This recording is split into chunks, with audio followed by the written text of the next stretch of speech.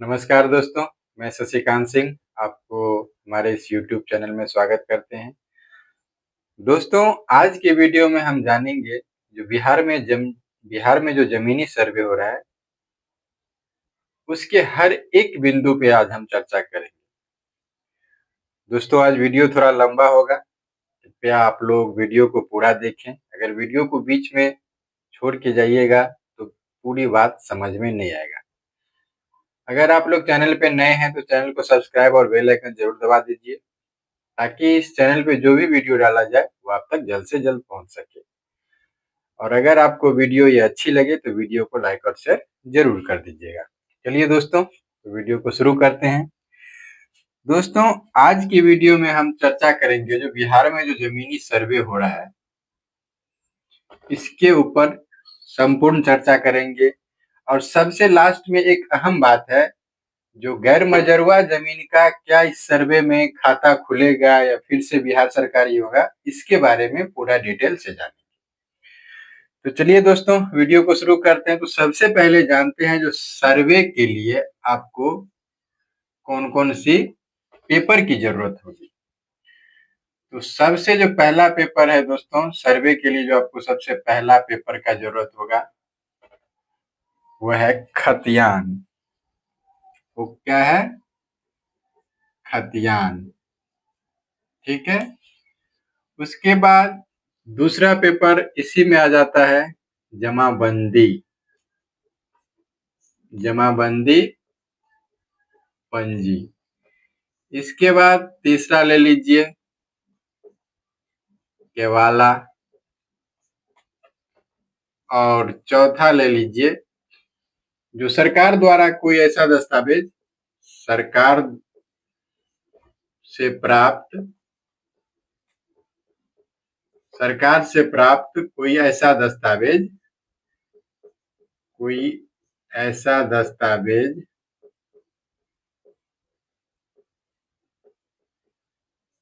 जिससे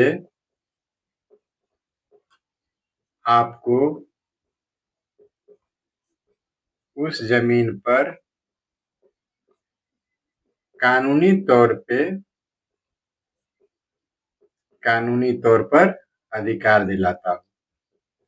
ठीक है दोस्तों, अधिकार दिलाता हो। ये 4 पेपर आपको जरूरत पड़ता है सर्वे में। और एक सबसे अहम सवाल अभी जो है सर्वे के टाइम में, जो क्या गैर मजरूआ आम जमीन का सर्वे होगा या नहीं होगा, वो या फिर से बिहार सरकार ही होगा, इसके बारे में हम आपके इस वीडियो के लास्ट में पूरा डिटेल चर्चा करेंगे। तो अभी देखिए दोस्तों, सबसे पहले क्या है, हम सबसे पहले आपको केवाला पे चर्चा करते हैं। ठीक है, केवाला पे चर्चा करते हैं। उसके बाद खतियान थोड़ा डिफिकल्ट है, इसलिए खतियान को उसके बाद चर्चा करेंगे। तो दोस्तों, केवाला अगर आपके पास है किसी जमीन, केवाला क्या होता है, अगर आप किसी से जमीन खरीदे हैं तो उसका जो दस्तावेज होता है उसको हम लोग केवाला बोलते हैं। केवाला अगर आपके नाम से है तो सिर्फ इसमें एक फॉर्म प्रपत्र 2 भरा जाएगा। प्रपत्र 2 भरा जाएगा। ठीक है, केवाला में प्रपत्र 2 भरा जाएगा। प्रपत्र 2 कैसे भरा जाता है, अगर इसमें आप लोग को दिक्कत हो भरने में, फॉर्म भरने में कोई दिक्कत परेशानी हो तो आप लोग कमेंट कीजिएगा। हम प्रपत्र 2 केवाला से फॉर्म कैसे भरे सर्वे का, इसके ऊपर भी एक वीडियो बना देंगे। देखिए दोस्तों, तो केवाला में सबसे पहले एक फॉर्म भरा जाता है, प्रपत्र 2। अगर मान लीजिए आपके पास केवाला नहीं है, जमीन आप खरीदे हुए हैं, केवाला जल गया, गुम हो गया, या आपके पास नहीं है, तो क्या होगा इसके बारे में जान लीजिए। अगर इस जमीन का आप दाखिल खारिज कराए हुए हैं, जिस जमीन का आप केवाला किए हुए हैं उस जमीन का आप दाखिल खारिज कराए हुए हैं, अगर आपके पास जमाबंदी नंबर है उसका आप रसीद कटा रहे हैं, यानी जमीन का टैक्स पे कर रहे हैं, तो उस जमाबंदी के आधार पे आप फॉर्म भर सकते हैं। ठीक है। दूसरी बात, मान लीजिए अगर आप दाखिल खारिज नहीं करवाए हैं, तब क्या होगा। अगर आपके पास केवाला है दाखिल खारिज नहीं करवाए हैं तो कोई दिक्कत नहीं है, बिना दाखिल खारिज का भी आप फॉर्म भर सकते हैं। सर्वे का जो स्वघोषणा पत्र है वो आप जमा कर सकते हैं। अगर आपके पास केवाला नहीं है, ठीक है, न केवाला है, केवाला कहीं गुम हो गया है, जल गया है, बहुत से कारण होता है, या कोई दे नहीं रहा है, तो अगर आपके पास केवाला नहीं है और आप दाखिल खारिज भी नहीं करवाए हैं, तब क्या होगा, इसको थोड़ा गौर से समझिए।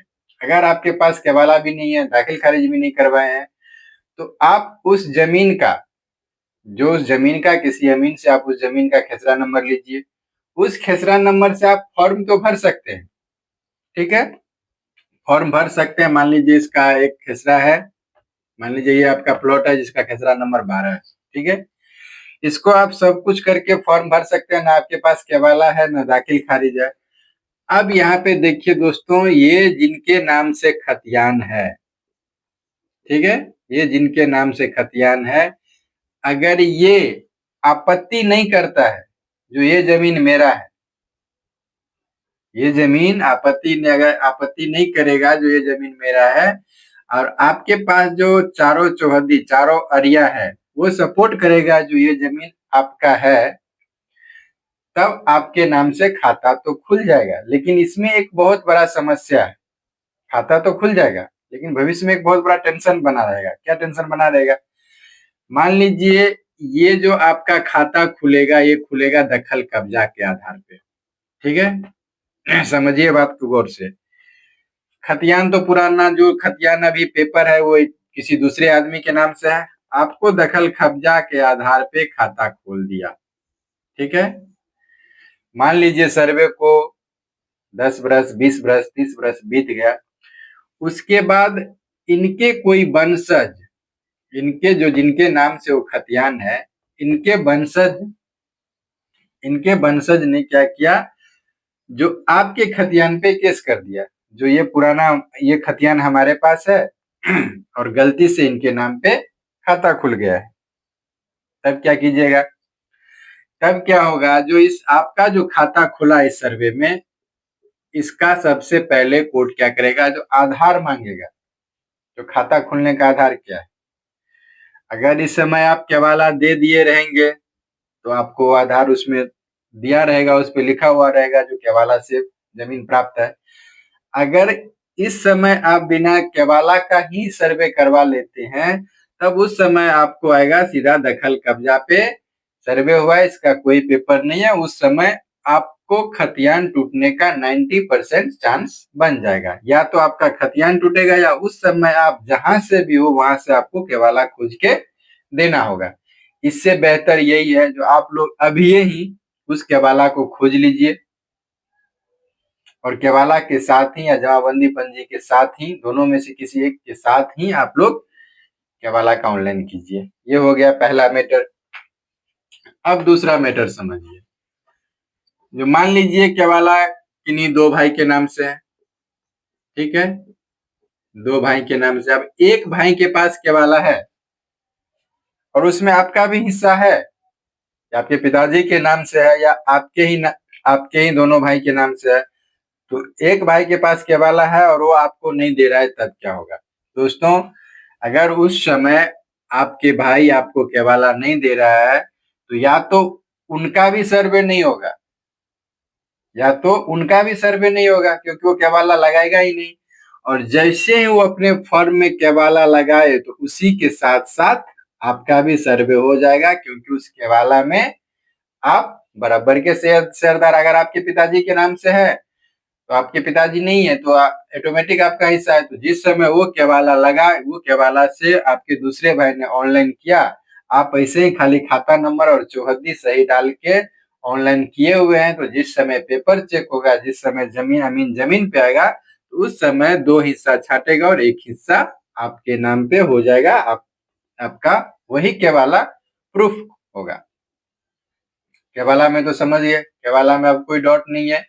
इसके लिए आप लोग कभी भी घबराइए मत। जो अगर केवाला का दाखिल, हाँ, हर संभव कोशिश कीजिए जो हमारे केवाला का दाखिल खारिज हो जाए। अगर नहीं हुआ है तो उसके लिए इतना टेंशन लेने का कोई बात नहीं है। आपको बिना दाखिल खारिज का ही सर्वे होगा। अगर आपके पास जमाबंदी नंबर है तो फॉर्म में जमाबंदी नंबर जहाँ होता है वहाँ मेंशन कीजिए, नहीं है तो छोड़ दीजिए।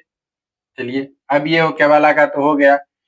अब आते हैं खतियान में। दोस्तों, अभी जो सबसे ज्यादा प्रॉब्लम हो रहा है या ज्यादा लोग गलती कर रहे हैं, वो खतियान में ही गलती कर रहे हैं। देखिए, अब मान लीजिए एक खतियान है, खतियान 2 आदमी के नाम से है। मान लीजिए संजय कुमार के नाम से है, अनिल कुमार के नाम से है और सुनील कुमार के नाम से है। ठीक है, 3 आदमी के नाम से है खतियान अंश समान करके। अब यहाँ पे मान लीजिए इसमें संजय कुमार जीवित नहीं है, इनका 2 लड़का है। इनको मान लीजिए इनका 2 लड़का है, एक अमित, हम समझाने के लिए आपको दे रहे हैं, एक अमित कुमार और दूसरा ले लीजिए, दूसरा क्या नाम ले, दूसरा ले लीजिए मिथिलेश कुमार, कुछ भी ले लीजिए। ठीक है, समझिएगा बात को गौर से। ये संजय कुमार मर चुके हैं, इनका 2 लड़का, एक अमित कुमार, एक मिथिलेश कुमार, ये अनिल कुमार और सुनील कुमार अभी जीवित हैं। हालांकि इनको भी इनको मान लीजिए एक लड़का है, इनको मान लेते हैं क्या है, राजा कुमार, और ये भी जीवित है। इनके लड़का का नाम है मान लीजिए अमन कुमार। इस तरह से दोस्तों खतियान है, समझिए गौर से। वीडियो थोड़ा लंबा है लेकिन इसको प्रोसेस समझाने में थोड़ा टाइम लगेगा। आप लोग वीडियो को पूरा देखिए और ढंग से समझिए।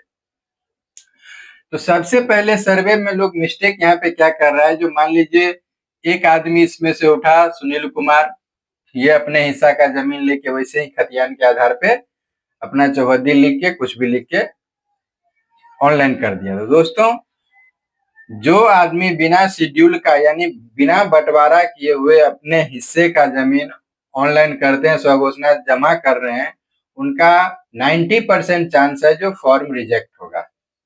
ठीक है, तो इसके लिए करना क्या होगा, इसके लिए दोस्तों आपको एक 100 रुपया के स्टाम्प पे लीगल बंटवारा करना होगा। जैसे इनके हिस्सा में जो आया, इनके हिस्सा में जो आया, इनके हिस्सा में जो आया, जिनको हम लोग अभी बोलचाल के भाषा में शेड्यूल बोलते हैं, शेड्यूल बना के प्रॉपर बंटवारा करना होगा। अब बंटवारा करने में क्या दिक्कत आता है, जो मान लीजिए ये तो राजी है, इसमें से ये राजी है, तीसरा नहीं राजी है। मान लीजिए संजय कुमार का जो लड़का है अमित कुमार, मिथिलेश कुमार, वो राजी है और सुनील कुमार ये भी राजी है, बीच में अनिल कुमार राजी नहीं है, वो आपके पेपर पे आपके शेड्यूल पे साइन नहीं करेगा। तब क्या होगा दोस्तों, आप शेड्यूल जब बनाते हैं तो प्रॉपर शेड्यूल में कोई हेरा फेरी मत कीजिए। जहां पे जिनका कब्जा है उनके नाम से वो जमीन को दीजिए। अगर एक ही प्लॉट में सब आदमी है तो सब अपने अपने हिस्से में जितना जमीन है उतना लीजिए। शेड्यूल पे आप तीनों का हिस्सा दर्शाइए। अगर कोई व्यक्ति इसमें से जो हिस्सेदार है वो नहीं चाह रहा है तो शेड्यूल खाली गलत मत कीजिए। आप लोग उस शेड्यूल को, अगर इसमें से कोई एक आदमी और एक हिस्सेदार और साइन करना चाहता है तो भी, नहीं करना है तो भी शेड्यूल आप तीनों का बनवाइए। और उसमें क्या कीजिए, आप वार्ड और सरपंच से साइन कराते हुए 5 गवाह से साइन करवा लीजिए, जो ये शेड्यूल हमारा सही है, इस जमीन पे हमारा कब्जा है। तो आपका फॉर्म 100% पास हो जाएगा, रिजेक्ट नहीं होगा। अगर आप लोग वैसे सिंगल एक खतियान लगा के उसमें से बंटवारा नहीं किए हुए वैसे दे रहे हैं तो फॉर्म रिजेक्ट होने का 90% चांस है। अब देखिए, संजय कुमार जीवित नहीं है तो वंशावली ऑटोमेटिक अमित कुमार और मिथिलेश कुमार के नाम पे आ ही जाएगा, क्योंकि संजय कुमार से वंशावली ऐसे बनेगा, संजय कुमार स्वर्गीय यहाँ पे लिखा जाएगा, स्वर्गीय संजय कुमार। ठीक है, अब इनका 2 लड़का है, एक अमित कुमार और दूसरा हो गया मिथिलेश कुमार। तो ये दोनों भाई के नाम पे ऑटोमेटिक ही ये वंशावली लगेगा और दोनों भाई के नाम पे सर्वे हो जाएगा। दोनों भाई के नाम से आप फॉर्म भर सकते हैं। अब यहाँ तक तो समझ गया। अब देखिए, क्या अनिल कुमार अभी जीवित है तो उनके लड़का का नाम है राजा कुमार, और सुनील कुमार जीवित है तो उनके लड़का का नाम है अमन कुमार। तो क्या इनके ये दोनों अनिल कुमार और सुनील कुमार को जीवित रहते हुए राजा कुमार और अमन कुमार के नाम से सर्वे होगा? जी नहीं होगा, क्योंकि इस बार वंशावली के नियम में साफ है, जो जहां से आपका खतियान शुरू हो रहा है उनके पिताजी से शुरू करिए और वंश को बढ़ाते आइए, और जहां पे एक जीवित आदमी मिल गया वहां पे आप रुक जाइए, उससे आगे वंशावली को मत बढ़ाइए, नहीं तो वंशावली भी गलत हो जाएगा। ठीक है, यहाँ तक तो समझ गया? यहाँ समझने में कोई दिक्कत? कोई दिक्कत नहीं है, संपूर्ण क्लियर है।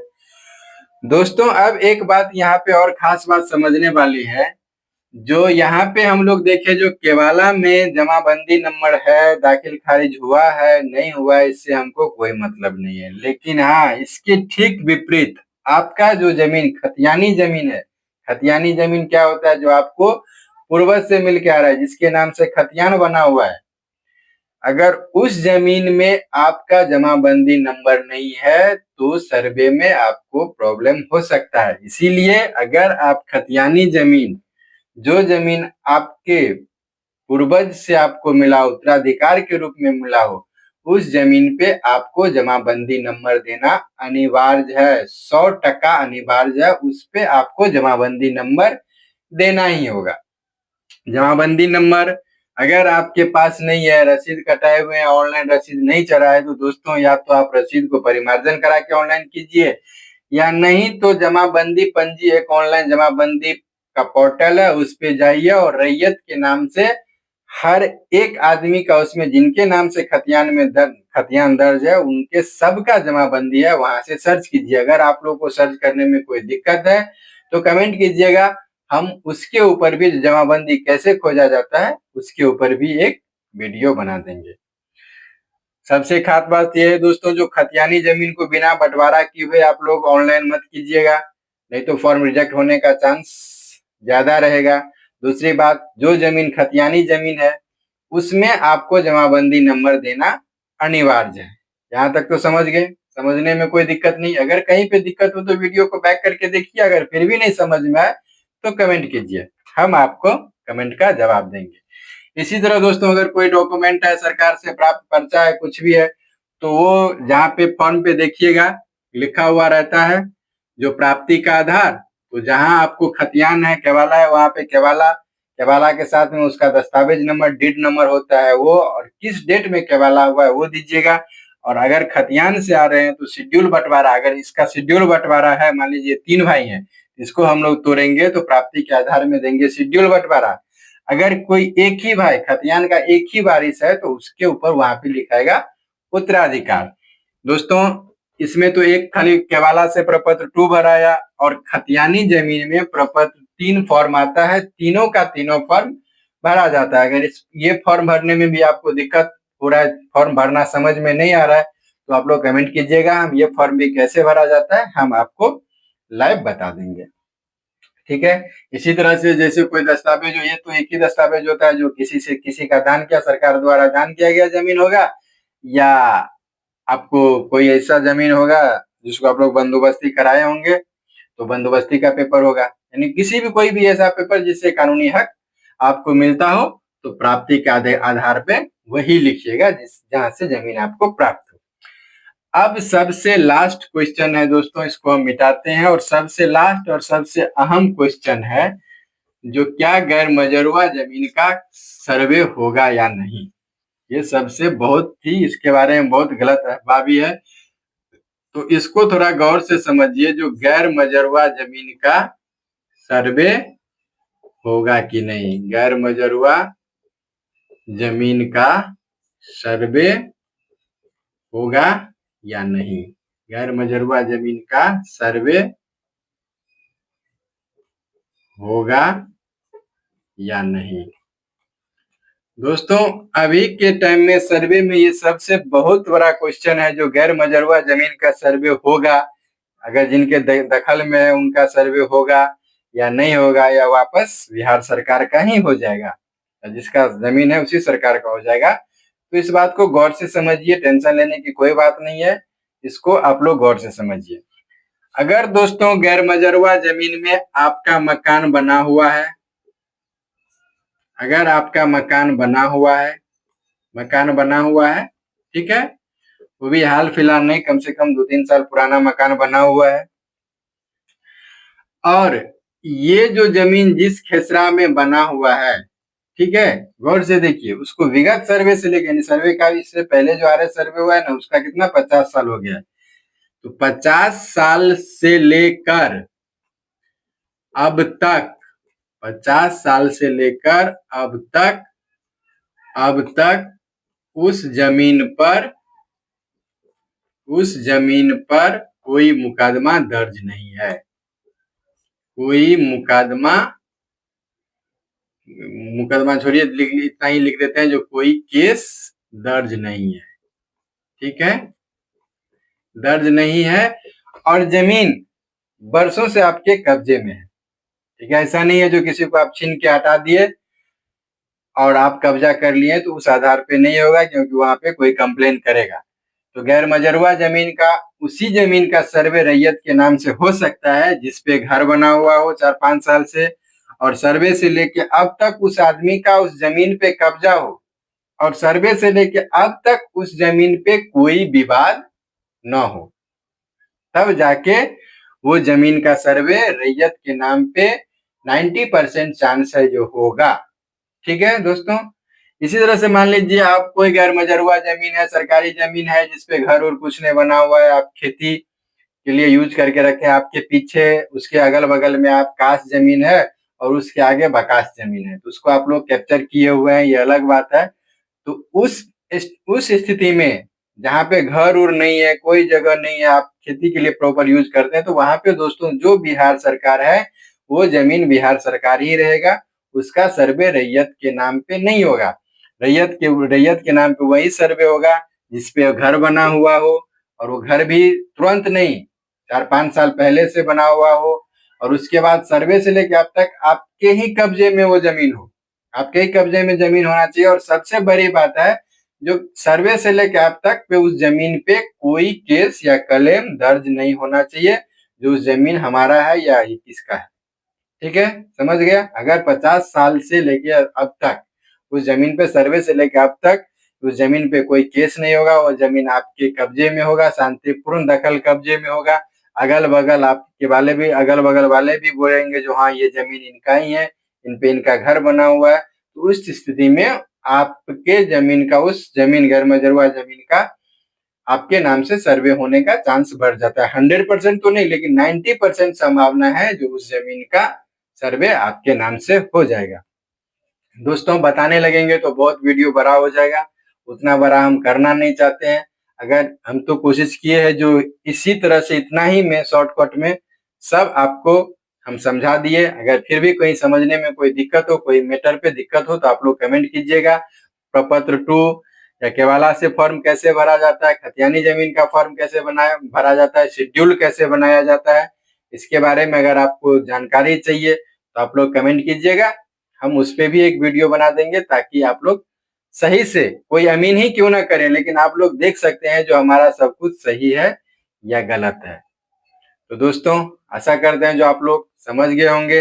अगर आपको जानकारी अच्छी लगी हो तो वीडियो को लाइक और शेयर जरूर कर दीजिएगा। अगर चैनल पे नए हैं तो चैनल को सब्सक्राइब और बेल आइकन जरूर दबा दीजिएगा, ताकि इस चैनल पे जो भी वीडियो डाला जाए वो आप तक जल्द से जल्द पहुंच सके। तो आज का वीडियो दोस्तों इतना ही पे समाप्त करते हैं। मिलते हैं फिर कल एक नए वीडियो के साथ में। तब तक के लिए जय हिंद, जय भारत।